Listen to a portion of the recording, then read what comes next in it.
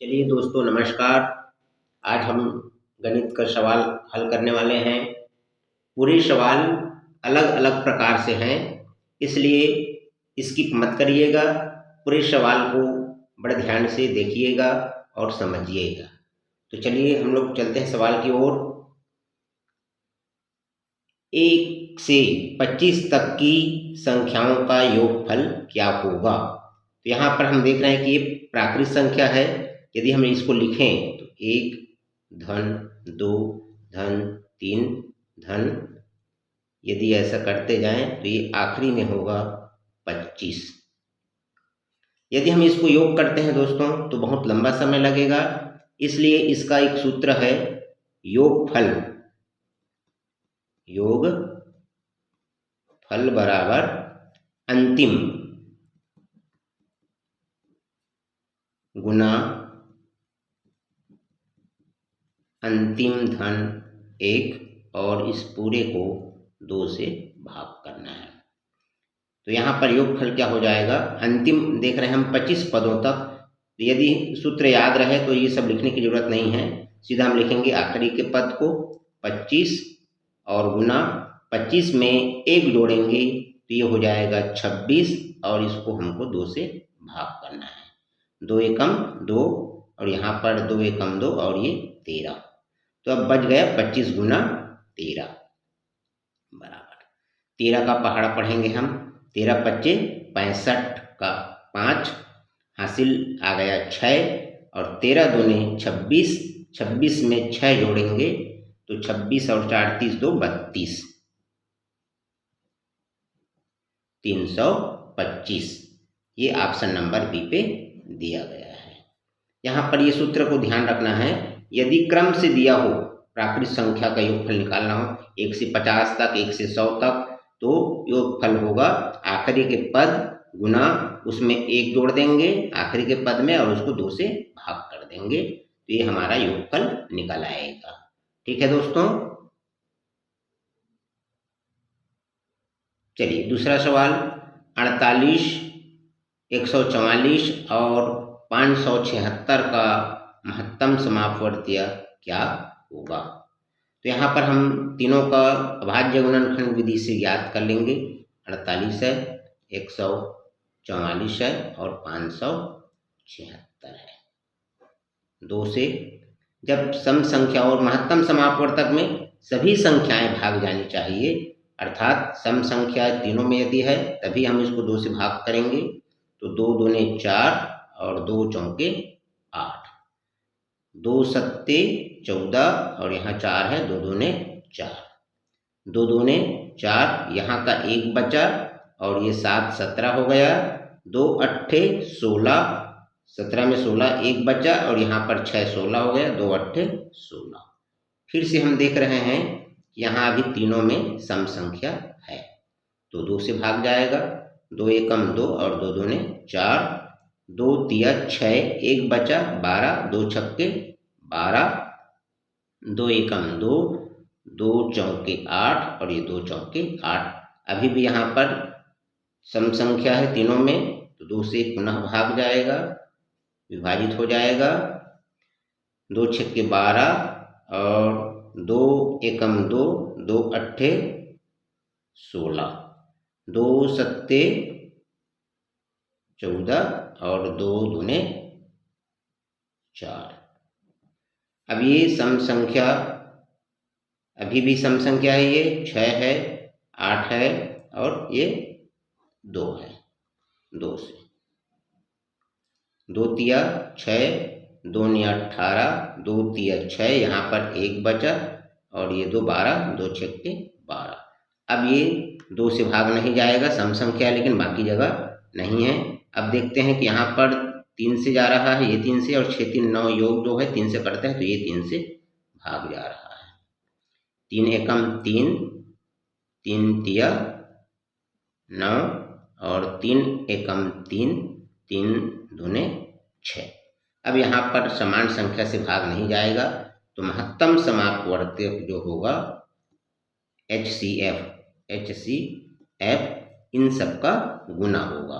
तो 2 दूने 4, 4 दूने 8, 8 दूने 16, 16 तिया 48, 16 तिया 48।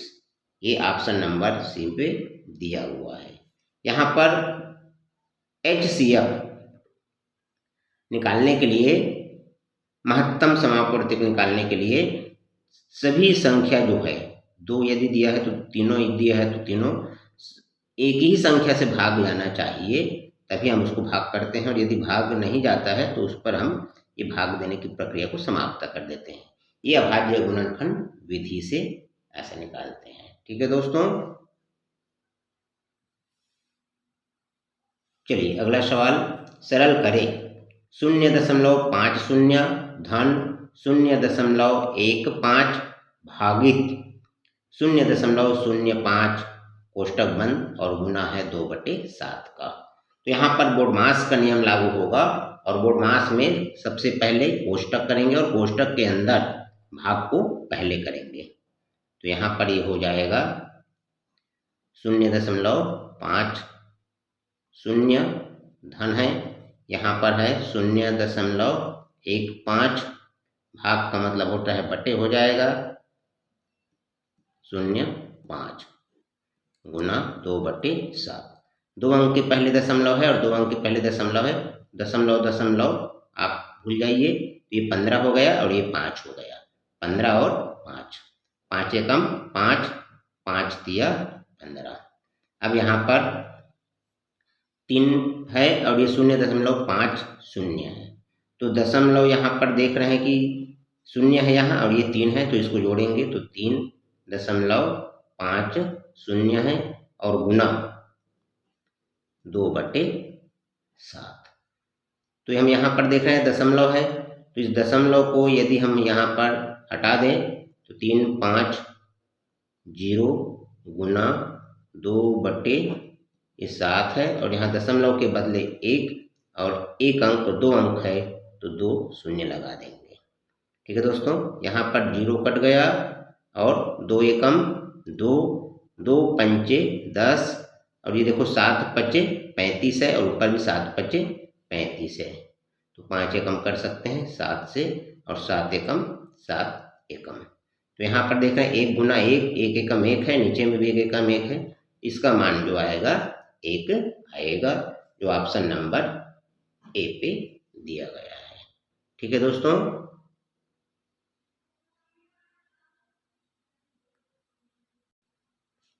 चलिए अगला सवाल की ओर।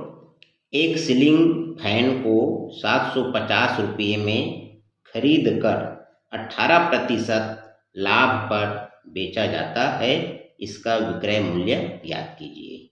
यहाँ पर ये खरीद कर बेचा जाता है, तो यहाँ पर हो जाएगा क्रय और ये हो जाएगा विक्रय। यदि हम मान लेते हैं कि 100 रुपये यदि क्रय है तो 18% लाभ है, 100 में 18 लाभ है, तो ये 118 में बेचता है। और यहाँ पर हम देख रहे हैं कि 700 रुपये 50 में खरीदा, तो यहाँ पर हो जाएगा जो ज्ञात करना है उसको ऊपर रखेंगे, तो 118/100 गुना 750। यहाँ पर 0 से ये 0 कट जाएगा, 5 से 5 दूने 10, 5 एकम 5, यहाँ पर बच गया 2, 5 पंचे 25, 2 से ये 2 एकम 2, 2 पंचे 10, 1 बचा 2 निया 18, यहाँ पर बचा है 59 गुने 15,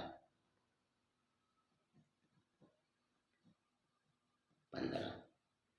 तो ये हो जाएगा 15 निया 135 का 5 हासिल बचा हुआ है 13 और 15 पचे 75, 5 3 8, 7 और 1 8, 885 रुपये। ठीक है दोस्तों, यहाँ पर ये ऑप्शन नंबर बी पे दिया गया है। यहाँ पर वही है, जिसको ज्ञात करना है उसको ऊपर रखते हैं, अपने को विक्रय मूल्य ज्ञात करना है तो यहाँ पर विक्रय मूल्य को ऊपर रखेंगे और क्रय मूल्य को नीचे रखेंगे और इसका गुना कर देंगे। ठीक है दोस्तों, चलिए अगला सवाल है। निम्नलिखित संख्या पंक्तियां एक निश्चित पैटर्न पर आधारित है, इसी पैटर्न पर अगली पंक्ति में संख्याओं का कौन सा समूह होगा।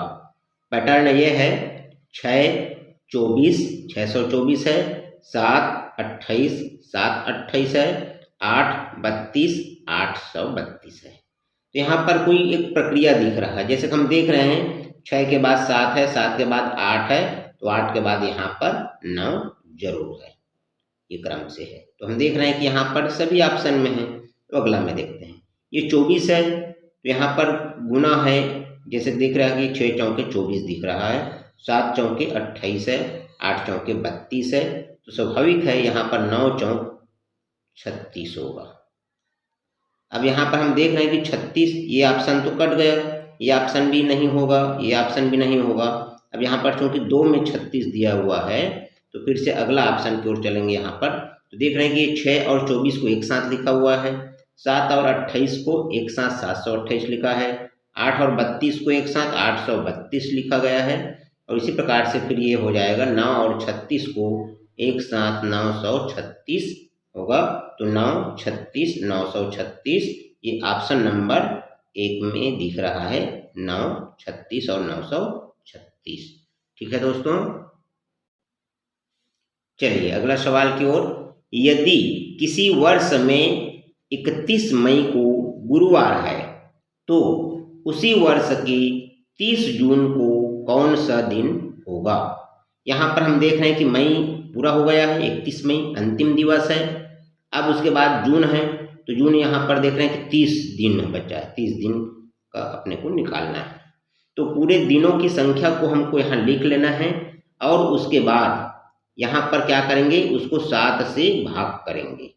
7 से भाग करेंगे, तो 7 से जब भाग करेंगे तो 7 चौके 28, यहाँ पर जो शेष आया है वो 2 आया है।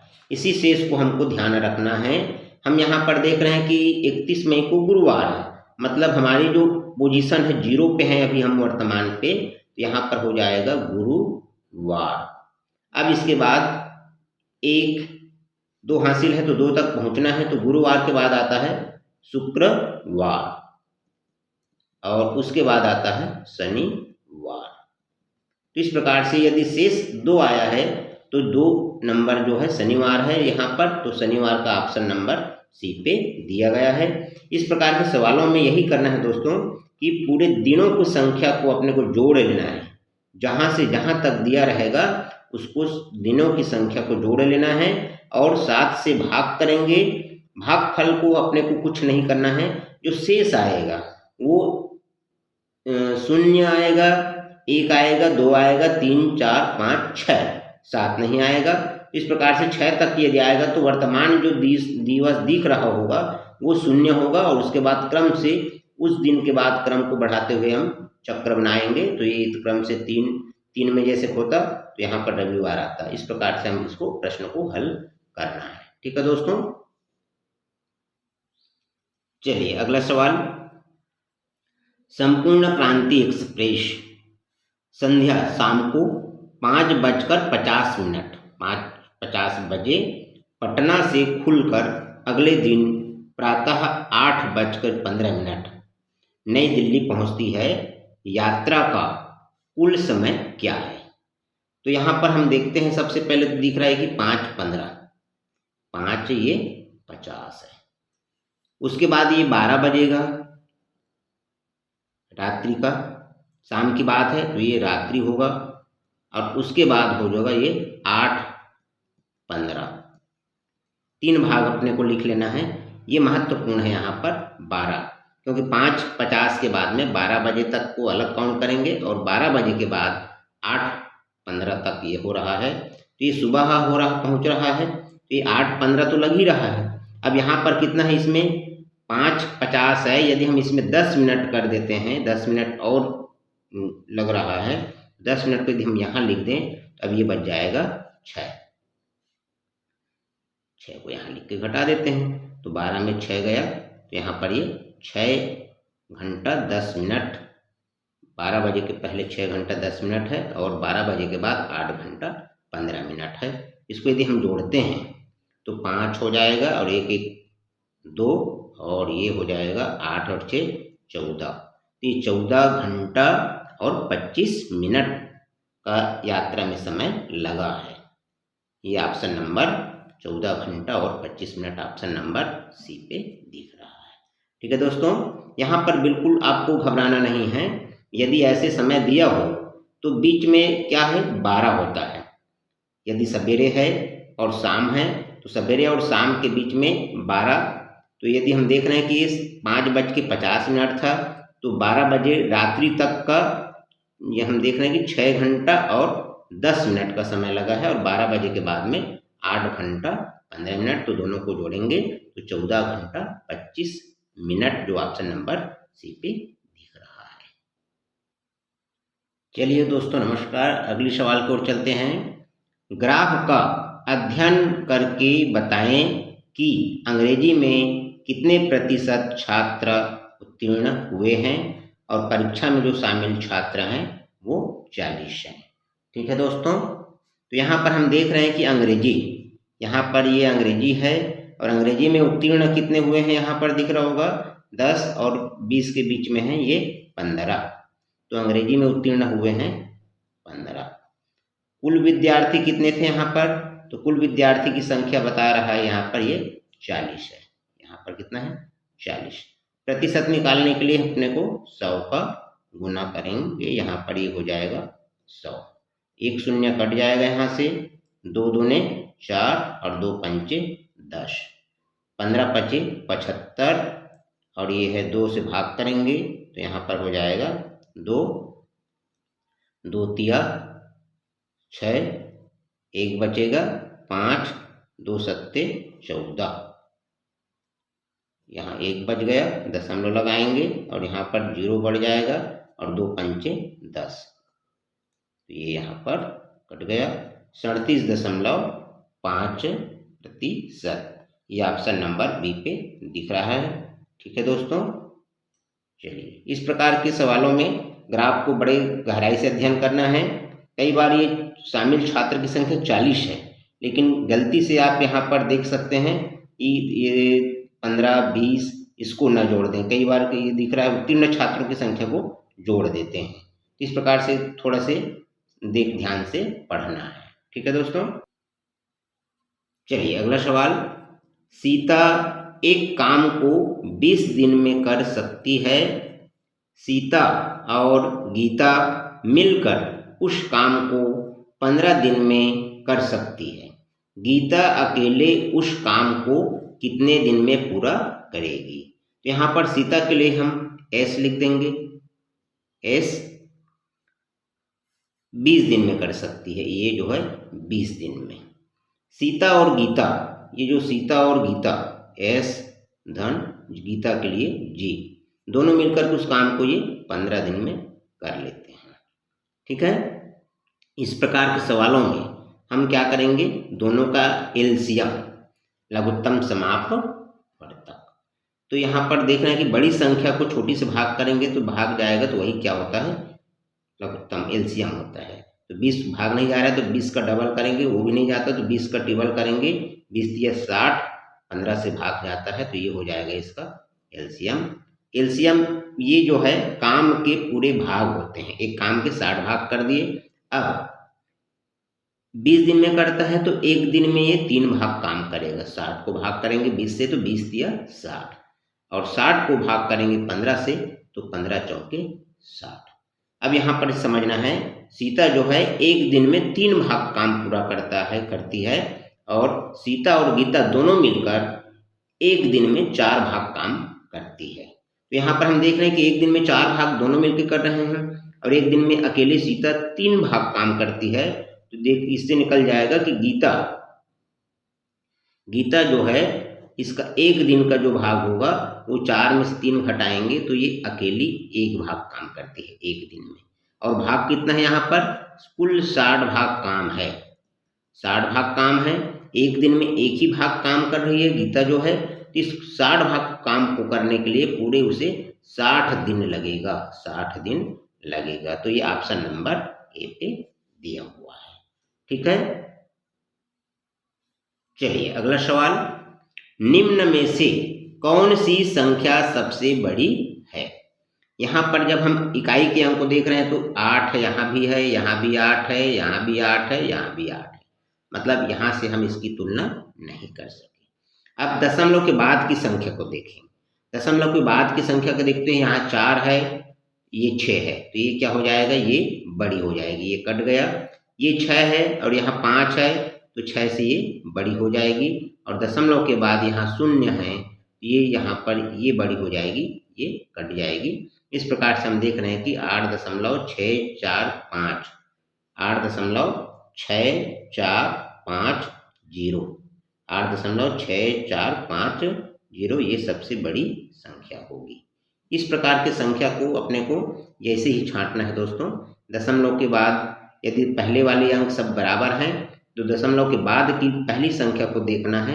यदि ये 4 है, यहाँ 6 है, यहाँ 5 है, यहाँ 0 है, तो ये 4 6 से छोटी है तो 6 बड़ी हो गई, 5 यहाँ पर छोटी तो ये कट जाएगा, और 6 में 0 है या तो ये कट जाएगा। तो ये आप 2 नंबर है दूसरा में, ये ऑप्शन नंबर बी पे है, यही बड़ी संख्या है। ठीक है दोस्तों, चलिए अगला सवाल 40.06 40.55 440.04 और 4.44 का योगफल क्या होगा। इस प्रकार के सवाल लगभग प्रत्येक वर्ष पूछा जाता है, तो इसको अपने को क्रम से लिखना है। 40.06 लिखेंगे। अगला जो संख्या है 40 दशमलव, तो दशमलव जहाँ सीधा में है वहीं लिखेंगे, इसके पहले 40 है तो 40 हो जाएगा, और उस पार यदि है तो ये 55। 440 दशमलव, तो दशमलव की सीधा में लिखेंगे और 0 4 और ये 4, तो 440 दशमलव के बाद 04 है तो 04 और 4.44। अब यहाँ दशमलव के सीधा में दशमलव लिखेंगे और 44 का इधर है और पीछे जो 4 है तो ये सीधा, ये बिल्कुल सीधा में लिखना है। और यहाँ पर अब लाइन खींच देंगे और सभी को यहाँ पर जोड़ेंगे। यदि हम योग के लिए 0 नहीं लगाएंगे तो चलेगा, लेकिन घटाने की बात होती है तो वहाँ जरूर लगाएंगे, इसलिए हम यहाँ पर इसको बराबर करने के लिए, ताकि कोई कन्फ्यूजन ना हो, इसलिए सभी जगह जहाँ खाली था वहाँ पर हमने 0 लगा दिया। अब भी हम सीधा जोड़ सकते हैं। 6 और 5 11, 11 और 4 15, 15 और 4 19 का ये 9 आया है, हासिल यहाँ पर 1 आगे बढ़ा दिए हैं। 5 4 9 और 1 10, 10 का 0 हासिल 1 आगे बढ़ा दिए। सीधा में दशमलव है तो अब दशमलव लगाएंगे और आगे बढ़ेंगे। 4 और 1 5। यदि हम चाहें तो इस प्रकार से इतना करने के बाद भी हम आंसर को देख सकते हैं। ये इकाई में 5.09 है, तो यहाँ पर 09 तो सभी में है, लेकिन इकाई में देख रहे हैं कि 5 है, तो हम सीधा ऑप्शन नंबर सी को राइट लगा सकते हैं। परंतु यदि आप चाहें तो आगे और हल कर सकते हैं, लेकिन परीक्षा में समय बचाना होता है, तो ऐसे ही आपको उत्तर पर भी ध्यान देना रहेगा ताकि आपका समय बच सके। यहाँ पर 4 और 1 5 हुआ है, 4 4 8, 4 3 12 का 2 हासिल 1, 4 और 1 5, ये ऑप्शन नंबर सी का ही उत्तर है। तो इस प्रकार से हम समय बचा सकते हैं, कुछ भाग को हल करने के बाद हम उत्तर को देख सकते हैं। ठीक है दोस्तों, चलिए अगला सवाल 5618 और 3845 में और क्या जोड़ना चाहिए जिससे प्राप्त योगफल इतना हो जाए। तो ये दोनों को जो जोड़ा हुआ है इसमें, यदि ये दोनों जोड़ा है, इसमें और कितना जोड़ा है, ये दोनों को जोड़कर इसमें घटा देंगे तो उत्तर निकल जाएगा। तो यहाँ पर हम क्या करेंगे, इसको जोड़ देंगे। तो लिखने के लिए आप यहाँ पर 5 6 1 8, इसके नीचे में हम लिखेंगे 3 8 और 4 5, इसको जोड़ देंगे तो 8 और 5 13 का 3 हासिल 1, 1 4 5 और 1 6, 8 और 6 14 का 4 हासिल 1, 5 3 8 और 1 9, 9463 इसमें जुड़ा हुआ है। इसके अलावा एक संख्या और जोड़ा है, तो संख्या क्या है उसको यदि हम इसको घटा देंगे यहाँ पर, तो अलग लिखने के बजाय हम सीधा वहीं पर लिख सकते हैं। सीधा में लिखना है, इकाई के सीधा में इकाई, दहाई के सीधा में दहाई और सैकड़ा के सीधा में सैकड़ा, हजार के सीधा में। तो हजार जो है 9 है, 9463, ये आप यहाँ पर ऐसे करेंगे तो ये घटा देंगे, इसको हमको जोड़ना है। 0 को माने 10, 10 में 3 गया तो 7। हम देख रहे हैं कि सभी में है, इसलिए अगला स्टेप चलेंगे। 5 5 छोटी संख्या है तो हम 5 को माने 15, 15 में 7 गया तो 8। अब यहाँ पर भी हम देख सकते हैं जैसे ही हमने 2 अंक का हल किया हुआ है तो आंसर नंबर 1 निकल के आ चुका है। हम यहाँ पर टिक लगा सकते हैं और आगे बढ़ सकते हैं। चलिए हम चेक करके दिखा देते हैं। यहाँ पर हासिल 1 आया है। 8 में ये देख रहे हैं कि 4 और 1 5 गया तो 3, और 12 में 3 गया तो 9 गया तो 3, 3387 आंसर आया जो ऑप्शन नंबर ए पे है। तो जोड़ घटाव वाले प्रश्नों में, भाग वाले प्रश्नों में हम बीच बीच में चेक कर सकते हैं और फटाक से आंसर को देख करके आगे बढ़ सकते हैं। चलिए अगला सवाल। एक पार्क में एक पंक्ति में फूल के 15 पौधे हैं। पार्क में पंक्तियों की संख्या 25 है। पार्क में कुल पौधों की संख्या कितनी है? यहाँ पर हम देख रहे हैं कि ये प्रश्न इस प्रकार से है, या ऐसे लाइन से लगा हुआ है, या ऐसा ये लाइन से है, ये लाइन से है। यहाँ पर ये कह रहा है कि इतने फूल के पेड़ हैं एक पंक्ति में। ये जो पंक्ति है यहाँ पर कुल कितने हैं? 15 पौधे बोल रहे हैं, और यहाँ पर ये जो पंक्ति की संख्या 25 है। इसको अपने को प्रत्येक को गिनने के बजाय यदि यहाँ पर इस लाइन में यदि 5 है और इस लाइन में यदि 4 है तो हम दोनों का गुना करेंगे तो ये 20 इसका आंसर आ जाता है। ठीक उसी प्रकार से हम 15 का, और पंक्ति एक पंक्ति में है 15 पौधे और पंक्ति की संख्या है 25, तो 25 का हम गुना करके निकाल सकते हैं। 25 पंचे 125 का हो जाएगा 5 और हासिल आ जाएगा 12।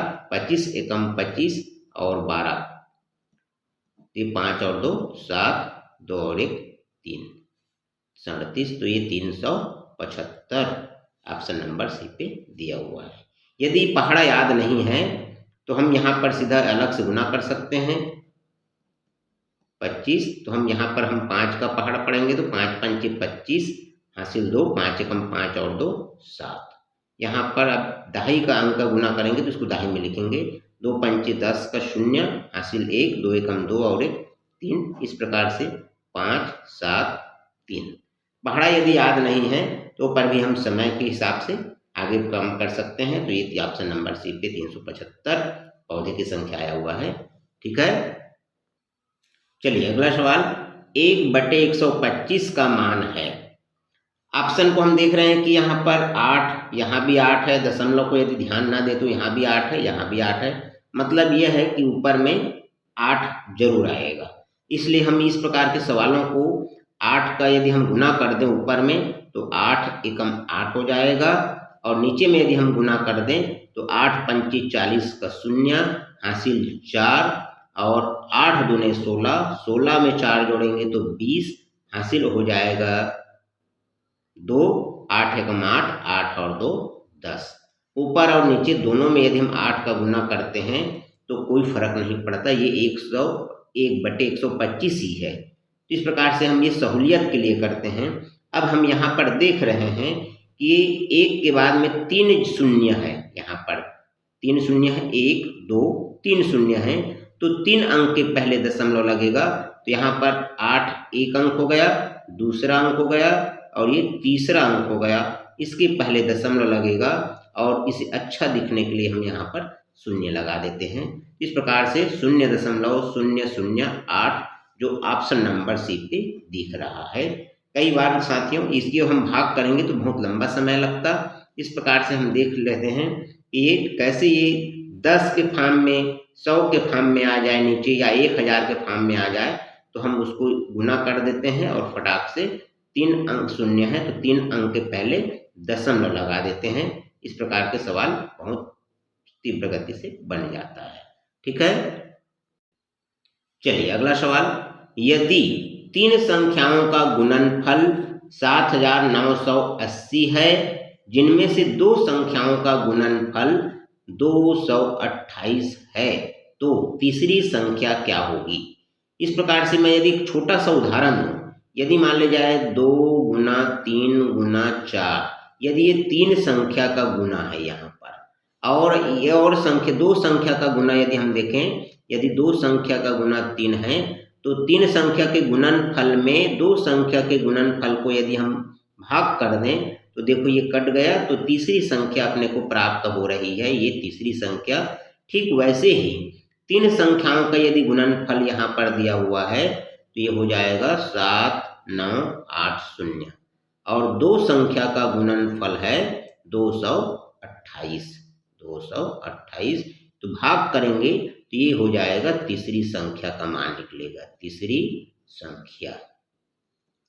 ये इकाई में 8 है, शून्य है, सम संख्या है, तो हम इसको 2 से भाग कर सकते हैं, या हम सीधा 4 से भी भाग कर सकते हैं। 4 पंचे 20, और यहाँ पर 2 बच गए, 4 सत्ते 28, और यहाँ पर हम करते हैं तो 4 एकम 4, 3 बच गया, और ये 39 हो गया, तो 4 निया 36, और यहाँ पर 39 में 36 बचा तो 3 आ गया, और ये 8 38 हो गया, फिर 4 निया 36, और यहाँ पर 2 बच गया, और 4 पंचे 20।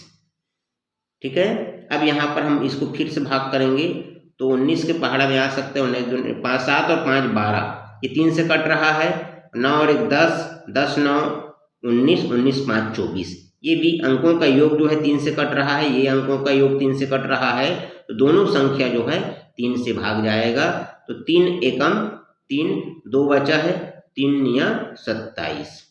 यहाँ पर हम देखिए 3 से काटेंगे तो यहाँ पर हो जाएगा 3 छक्के 18, यहाँ का 1 बच गया, और ये 9 19 हो गया, 3 छक्के 18, यहाँ पर 1 बचा और 15 हो गया, 3 पच्चे 15। अब 3 से नहीं कटता तो अब सीधा सीधा ये 19 से भाग जा सकता है, 19 से हम भाग दे सकते हैं, तो इसको 19 एकम 19, और 19 दूने 38, 19 तिया 57, 19 तिया 57, तो यहाँ पर देखिए 19 चौक 76 ज़्यादा हो जाता है, 19 तिया 19 दूने 38, 19 तिया 57, तो हम एक बार भाग देने के बाद ही हम देख सकते हैं कि 3 आ गया यहाँ पर पहला अंक, तो ये उत्तर को हम राइट लगा सकते हैं, परंतु आगे और कर लीजिए। 57 66 में 57 घटाएंगे तो यहाँ पर हो जाएगा 6, और ये यहाँ पर हो जाएगा 19 तिया 57, 6 और 3 9, और ये 5 95, और 19 पंचे 95। यहाँ पर इसको ऐसे भी भाग दे सकते हैं हम, यहाँ पर 600 यदि 65 है तो 19 से भाग कर सकते हैं, 19 एकम 19 दूने 38, 19 तिया 57, यहाँ पर हो जाएगा 3 इसका 6, यहाँ पर हो जाएगा 16, 16 में 7 गए तो 9, और ये हो जाएगा कट, और ये 5, 19 पंचे 95। तो इस प्रकार से हम काम भाग दे सकते हैं। तो ये डी में ऑप्शन में आया है, तीसरी संख्या हो जाएगा यहाँ पर 35। ठीक है दोस्तों, चलिए अगला सवाल। एक स्कूल में 200 लड़के एवं 160 लड़कियां पढ़ते हैं, लड़कियों का प्रतिशत। तो प्रतिशत का होता है कि लड़कियों का प्रतिशत निकाल पूछ रहा है, यहाँ पर हो जाएगा लड़कियों का प्रतिशत। तो लड़की की संख्या कितनी है, यहाँ पर 160 है, और कुल संख्या कितनी है, तो 200 और 160 को जोड़ेंगे हम, तो 200 में यहाँ पर है कुल संख्या 0 हो जाएगा यहाँ पर, और यहाँ पर हो जाएगा 6 और 0 हो जाएगा 6, और 2 और 1 हो जाएगा ये 3। कुल संख्या 360 है, उनमें 160 लड़कियां हैं, प्रतिशत पूछ रहा है तो हम इसको 100 का गुना करेंगे। यहाँ पर ये संख्या से 0 से ये 0 काटेंगे। हमको ये ध्यान रखना है कि जिधर से कम हो सके उस तरफ के 0 काटना, यहाँ का 0 नहीं काटेंगे, इधर काट सकते हैं। ये देखिए 4 से कट रहा है, 4 चौक 16, और 4 निया 36। अब इस प्रकार से ये संख्या नहीं कट रहा है, तो ऊपर में 4 गुना 100 हो जाएगा, ये 400 और बटे 9, तो 9 से भाग करेंगे तो 9 चौक 36, 9 चौक 36, यहाँ पर कितना बच गया 4, फिर 0 को नीचे उतारेंगे तो फिर से 40 हो गया, और 9 चौक 36, और यहाँ पर फिर से 4 बच गया। तो ये भागफल कितना आया है यहाँ पर इसका 44 सही। शेष फल कितना बचा है 4, और भाजक है यहाँ पर इसका 9। ये आपका 44 सही 4/9% लड़कियां हैं, जो ऑप्शन नंबर 44 सही 4/9 ऑप्शन नंबर ए पे दिख रहा है। ध्यान से देखना है दोस्तों, कई बार ये हम 4 को ध्यान में देंगे तो ये 2/9 हो जाएगा, जो ऑप्शन गलती हो सकता है, इसलिए ऑप्शन को भी बड़ा ध्यान से देख करके टिक लगाना है। ठीक है, चलिए अगला सवाल। अनुराधा के पास बचत की गई कुछ धनराशि है, उसने उसमें 60.65 रुपये मिलाकर के 4 वीडियो गेम खरीदा। एक वीडियो गेम की कीमत 42.25 रुपये है, बचत की गई धनराशि ज्ञात कीजिए। यहाँ पर एक चीज समझना है, यदि आपके पास ये पोटली है, इसमें कुछ पैसा है, उसमें से आपने क्या किया, ये मिला दिया, ये आपने क्या किया है, मिला दिया है 60.65। अब इसको मिला करके क्या किया आपने, 4 वीडियो गेम खरीदा है। यहाँ पर मिला दिया तो आपने देखा कि ये 4 वीडियो गेम इसमें आ गया, और एक वीडियो गेम का इतना है, तो यहाँ पर हो जाएगा 4 वीडियो गेम खरीदा है तो 4, और इतना रुपया का जो एक है, तो चारों का जो कीमत हो जाएगा 42.25। तो ये जो पुराना धनराशि आपका था उसमें जुड़ा हुआ है, तो ये 4 वीडियो गेम के बराबर है। तो हम यहाँ पर क्या करेंगे, सबसे पहले इन 4 वीडियो गेम है तो 4 के लिए हम यहाँ पर गुना कर देंगे, 4 का पहाड़ा पढ़ेंगे तो 4 पंचे 20 का शून्य हासिल 2, 4 दूने 8 और 2 10 का शून्य हासिल 1, 4 दूने 8 और 1 9, 4 चौक 16, 169 इधर आ गया। अब यहाँ पर जुड़ रहा है ये बचत, यहाँ पर क्या था, ये बचत है, तो ये बचत में ये जुड़ रहा है, तो उधर जाके क्या करेंगे, इसको घटा देंगे, तो यहाँ पर हो जाएगा 60.65। यदि हम इसको घटा देते हैं, ये धन था इधर घट जाएगा, तो शून्य को माने 10, 10 में 5 गया तो यहाँ पर हो जाएगा 5 हासिल 1, फिर शून्य को माने 10, 10 में 6 और 1 7 गया, 10 में 7 गया 3, यहाँ पर इसको वापस कर देंगे। अब 9 में 1 गया 8, और ये दशमलव जो सीधा है वहाँ सीधा रहेगा, और ये 6 में 6 गया शून्य हो जाएगा, और 1 का 1। तो इस प्रकार से 108.35 रुपये इनकी बचत था। ठीक है दोस्तों, और 108.35 का जो ऑप्शन है यहाँ पर ऑप्शन नंबर डी पे दिया हुआ है। ठीक है, चलिए अगला सवाल। मोहन 16 किलोमीटर प्रति घंटा की चाल से साइकिल से अपने विद्यालय 75 मिनट में पहुंचता है, स्कूल की दूरी क्या है। यहाँ पर हम देख रहे हैं कि एक चाल का सूत्र है, चाल बराबर दूरी बटे समय, ये चाल का सूत्र है, और अपने को दूरी पूछा है, तो दूरी यदि यहाँ पर है तो इसी का गुना हो जाएगा, तो सूत्र क्या हो जाएगा, दूरी बराबर चाल गुना समय, ये हो जाएगा दूरी का जो सूत्र है, चाल गुना समय। अब चाल यहाँ पर दिया हुआ है दूरी, चाल 16 किलोमीटर प्रति घंटा, 16 किलोमीटर प्रति घंटा गुना, चूंकि यहाँ पर 75 मिनट में दिया है और यहाँ पर जो दिया है चाल उसका घंटा में है, प्रति घंटा के हिसाब से है, तो ये मिनट को हम क्या करेंगे, 75 मिनट है तो उसको घंटा में बदलने के लिए 60 से भाग कर देंगे, तो ये हो जाएगा घंटा। ठीक है, ये हो जाएगा घंटा। तो अब यहाँ पर देखिए काट लीजिए, यदि हम देख रहे हैं यहाँ पर 15 पच्चे 75 और 15 चौक 60, 4 एकम 4, 4 चौक 16, 4 गुना 5, ये 4 पंचे 20, और ये प्रति बटे घंटा में है तो ये घंटा से घंटा कट गया, तो क्या बचा यहाँ पर किलोमीटर। 20 किलोमीटर स्कूल की दूरी क्या है, 20 किलोमीटर है, जो ऑप्शन नंबर बी पे दिया गया है। ठीक है, चलिए इस प्रकार के सवाल कभी कभी सरल सवाल पूछ दिया जाता है, सबसे छोटी प्राकृत संख्या है, तो सबसे छोटी प्राकृत संख्या हम गिनती के संख्या को कहते हैं, और गिनती की संख्या जो होती है वो 1 से शुरू होता है। हम गिनती करते हैं प्राकृत संख्या 1 2 3 ऐसे अनंत तक हम गिनती करते हैं, तो ये सबसे छोटी जो होती है प्राकृत संख्या 1 होती है, ऑप्शन नंबर 1 पे दिया गया है। और शून्य क्या है, यदि किसी पेड़ पे यदि 5 चिड़िया बैठी है, पत्थर मार दें तो पांचों चिड़िया उड़ गई, तो कितना बचा वहां पर? तो आप देख रहे हैं कि गिनती के लिए वहां पर कुछ नहीं बचा। तो कुछ नहीं बचा तो उसी को गणित की संकेत भाषा में शून्य, एक सर्कल के अंदर में यहाँ पर अब चिड़िया कुछ भी नहीं बचा है, इसी संकेत को हम खाली है उसी को शून्य कहते हैं। ये होता है पूर्ण संख्या। ये क्या होता है? पूर्ण संख्या। शून्य को शामिल यदि इसमें कर देते हैं तो ये होता है। तो ये सबसे छोटी प्राकृत संख्या जो है 1 है। ऑप्शन नंबर बी पे दिया हुआ है। ठीक है, चलिए अगला सवाल। एक बगीचे में पेड़ों की संख्या निम्नांकित है।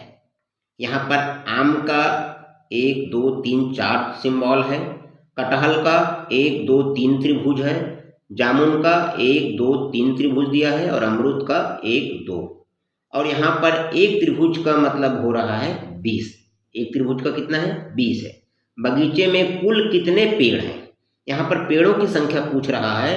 तो यहाँ पर 2 तरीके से हल कर सकते हैं। सबसे पहले तो क्या कर सकते हैं कि 4 है तो 1 का मान हो जाएगा, तो 4 गुणित 20 लिखेंगे। 3 है तो 3 गुणित 20, और 3 है तो 3 गुणित 20, और 2 है तो 2 गुणित 20। हम प्रत्येक को गुना करेंगे फिर जोड़ेंगे। इससे अच्छा है कि हम यहाँ पर देख लेते हैं। आम का 1 2 3 4, और यहाँ पर 5 6 7 8 9 10 11 12। यहाँ पर कितने निशान दिख रहे हैं? 12। और एक में कितना है? 20 है। एक में 20, एक बंडल का मतलब हो रहा है 20। तो इसका हम सीधा एक बार गुना कर देंगे। तो देखो इकाई में 0 लगा है तो 0 लगा देंगे, और 2 का पहाड़ा पढ़ेंगे तो 2 दूने 4 और 2 एकम 2। तो ये आपका आंसर आ गया 240। ये ऑप्शन नंबर बी पे दिख रहा है। इस प्रकार के सवाल जो है बहुत बड़ा जरूर दिखता है, बड़ धैर्यपूर्वक यदि हम सवाल को देखें तो उसमें अपने को बहुत ही छोटा रूप में उसका आंसर अपने को मिल जाता है। कई बार कई विद्यार्थी क्या करते हैं कि सबसे पहले ये देखा और बस यहाँ से हम 4 है तो 20 चौक 80 करेंगे, 20 या 60 करेंगे, 20 या 60 करेंगे, 20 दूने 40 करेंगे, फिर सभी को जोड़ेंगे। तो जोड़ेंगे उसके बाद उत्तर आएगा, लेकिन आपका समय बहुत ही व्यर्थ हो जाता है। इस प्रकार से हमको कैसे उसको ट्रिक करना है, तो बार बार अभ्यास करने से ये प्रश्न हल हो जाएंगे और आपको आदत भी बन जाएगा शॉर्टकट करने का। ठीक है दोस्तों, यदि मेरा वीडियो आपको अच्छा लगा तो चैनल को सब्सक्राइब, लाइक और शेयर जरूर कीजिएगा, और मेरा इस वीडियो को ज़रूरतमंद विद्यार्थियों तक, उनके पेरेंट तक पहुंचाइए, ताकि बच्चा घर पर रहकर भी 1 घंटे रोज तैयारी कर सके, और ये सभी प्रतियोगी परीक्षाओं के लिए महत्वपूर्ण है। ठीक है दोस्तों, धन्यवाद।